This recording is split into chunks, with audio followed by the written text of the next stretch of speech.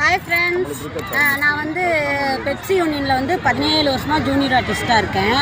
இந்த வாட்டர்மேன் வச்சு ஒருத்தன் ஃபேமஸ் ஆகிட்டு இப்போ இருக்கானே, அவனெலாம் நான் என்னான்னு திட்டுறது. ஏண்டா சூரி படிப்படியாக அவர் பெரிய ஆளாக இருக்கார். அவர் மாதிரி 500 ரூபா சம்பளமாக வாங்க மாட்டேன்னு சொன்னியா நீ? ஏண்டா இன்னும் நின்று பெரிய ஆளாடா?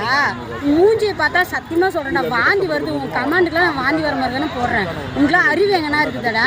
ஏண்டா சுத்தம் உன் நடிப்பை நீயே வச்சுக்கோ. உன்னால் இந்த ஃபோனில் மட்டும்தான் நடிக்க முடியும், சினிமாலெலாம் நடிக்க முடியாது. உன்னால் பெரிய அளவும் வர முடியாது. அதே மாதிரி ஜூனியர் ஆர்டிஸ்ட்டை கேவலம் பேச நீ யாரா? ஜூனியர் ஆர்டிஸ்ட் நாங்களாம் எவ்வளோ கஷ்டப்படுறோன்னு உங்களுக்கு தெரியுமா? நான் 17 வருஷமாக சினிமாவில் இருக்கேன், சும்மா இல்லை, புரியுதா? ஜூனியர் ஆர்டிஸ்ட்டை தப்பாக பேசுறதுக்கு உனக்கு உரிமையும் கிடையாது. நீ இப்போ தான் வந்திருக்க, நாங்களாம் 17 வருஷமாக இருக்கிறோம், புரியுதா? கேவலமாக இருக்கும் மூஞ்சி. நீ கண்ணாடியில் பார்த்து காரி துப்புற மாதிரி இருக்குது. இனிமேல் யாரையாவது தப்பாக பேசுனீங்கன்னா உனக்குலாம் நல்லா இருக்காது, நடக்கிறதும் வேறு. ஆனால் அடுத்தவங்கிட்ட கடை வாங்கி